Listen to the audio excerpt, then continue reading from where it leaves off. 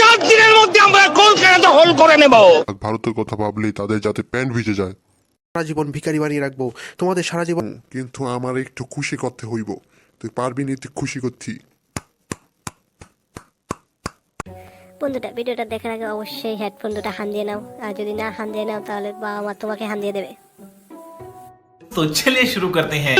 একবার সাহস করে আমার দেশকে যুদ্ধ করবে, আমরা বলেছি 4 দিনের মধ্যে আমরা কলকাতা দখল করে নেব। দাদু ভাই, এগুলো কি সত্যি যে ভারতকে বাংলাদেশ 3 দিনের মধ্যে দখল করে ফেলবে? আরে দাদু ভাই, এরা পাকিস্তানের কিছু অবৈধ সন্তান, এসব নিয়ে তুই চিন্তা করিস না। কদিন দিবি পাকিস্তানকে আব্বু আব্বু বলে ডাকবে, তারপর যখন খেতে পারবে না তখন তুই ভারতকে আবার বাপ বলে ডাকবে। আচ্ছা দাদু ভাই, এই অবৈধ সন্তান মানে কি? দেখ দাদু ভাই, তোর এখন এসব নিয়ে ভাবতে হবে না, তুই যা খেলতে যা, এখন যা যা খেলতে যা। আচ্ছা দাদু ভাই, তাহলে আমি খেলতে যাচ্ছি, তুমি বসো।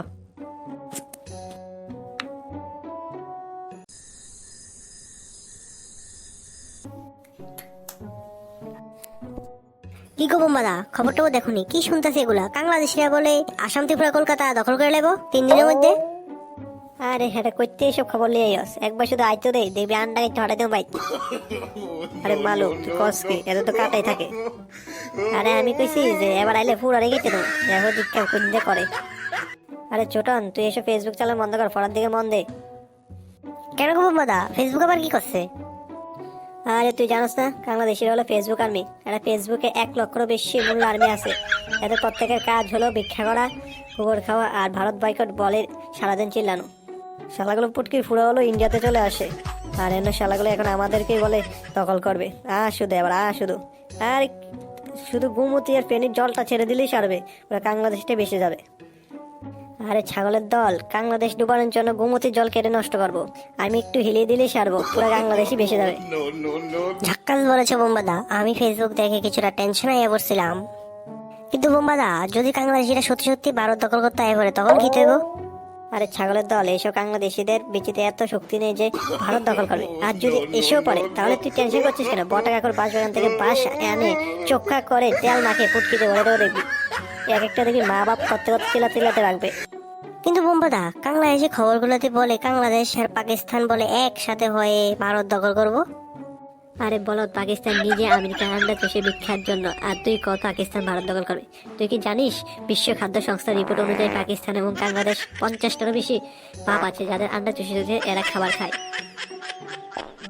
কি হলো অফিসার, পরিস্থিতি কেমন? বাংলাদেশ এতদিন ভারত বয়কট করতো, এখন তো ভারত দখল করবো কয়। আরে স্যার, টেনশনে কিছু নাই, এদের বিসিতে এত শক্তি নাই যে ভারতের মাটিতে পা দিবে। তা না হলে বুঝলাম, কিন্তু এদেরকে একটু সাহায্য করা দরকার যাতে ভবিষ্যতে ভারতের সাথে পাঙ্গা না নিতে আসে। কি বলিস সহ? ঠিক বলেছে পিএম, এদের একটা ব্যবস্থা নিতে হবে। এক কাজ করুন অফিসার, ভারত থেকে সব ধরনের রপ্তানি আমদানি বন্ধ করে দিন। চাল ডাল পেঁয়াজ কোনো কিছু পাঠাতে হবে না ওদেরকে, যখন না খেতে পেয়ে মরবে তখনই বুঝবে। ঠিক আছে স্যার, আমি দেখছি, বর্ডার থেকে আসা সব ধরনের ট্রাকগুলো আমি বন্ধ করে দিচ্ছি। এমন ব্যবস্থা নিতে হবে যাতে ভবিষ্যতে ভারত দখল করা তো দূরে থাক, ভারতের কথা ভাবলেই তাদের যাতে প্যান্ট ভিজে যায়।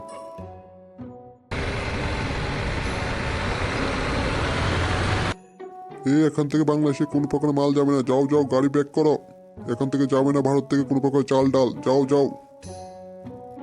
আমি ডিজে ইউনুস এই মঞ্চে দাঁড়িয়ে সকল কাংলাবাসীর সামনে শপথ গ্রহণ করছি যে তোমাদের সারা জীবন ভিখারি বানিয়ে রাখবো, তোমাদের সারা জীবন অশিক্ষিত বানিয়ে রাখবো। আমার প্রিয় কাংলাবাসী, তোমরা কি জানো আমাদের এই লুঙ্গি আর্মি সবচেয়ে শ্রেষ্ঠ আর্মি? তারা পারে না মায়ানমারের লগে, তারা পারে না পাকিস্তানের লগে, কিন্তু তারা ভারত জয় করবে, ভারত অবশ্যই দখল করবে তারা, বুঝছ? আমার আন্ডা চোষা বাংলাদেশিরা, তোমরা চিন্তা করো না, চিন্তা করার কোনো কারণ নেই। আমি যতদিন আছি তোমাদের কোনো চিন্তার কোনো কারণ নেই।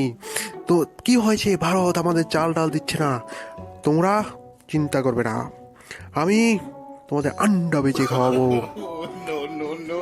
তবু আমরা ভারত দখল করবই। আমি নিজে আমেরিকা যাব, তারপর ডাম্পের আন্ডা চুষে তোমাদের জন্য ভিক্ষা আনবো। সেই ভিক্ষার 90% আমি নিজে রাখবো, বাকি 9% আমার আন্ডা চুষেদের দিয়ে দেবো, আর বাকি 1% তোমাদের মধ্যে বিলিয়ে দেবো, যাতে কোনো তোমাদের অভাব না থাকে। সবাই একসাথে বলো, বুয়া বুয়া বুয়া।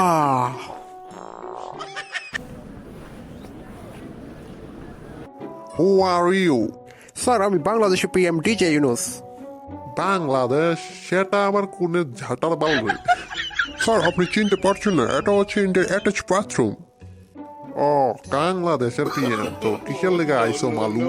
স্যার আমাদের জনতা না খাইতে পয়া মরে যাইতেছে, লেয়া কিছু ভিক্ষার লাগে আইছি, প্লিজ একটু হেল্প করেন। হু হু, একটা সময় ভিখারি পাকিস্তানও এইভাবে টাকা লইয়া ভাগছে। এখন চুদির পুতের দেখা পাইতাছি না, এখন তুই আইসত বাল। দেখ চুদা হগল, তোদের দেশ ভারতের চাল টাল টাকা দিয়া চলে, কিন্তু ভারতের লগে পাঙ্গা লইয়া নিজের পুটকি নিজেই বাজ দেশ। স্যার এখন আমারে মাফ করি দেন, এখন আপনারা কিছু ভিক্ষা দেন। আচ্ছা ঠিক আছে, ভিক্ষা দিয়া দেবো, কিন্তু আমার একটু খুশি করতে হইব। তুই পারবি নি তুই খুশি করছি? तू समझा? हाँ। नहीं तू समझा नहीं। পারবি নি তুই খুশি করছি? হ স্যার আমি রাজি, কি করলে খুশি হইবেন আপনি কোন? প্রিয়ে তুমি তো বাইরে যাও। ওকে স্যার, ওকে আমি বাইরে আসি।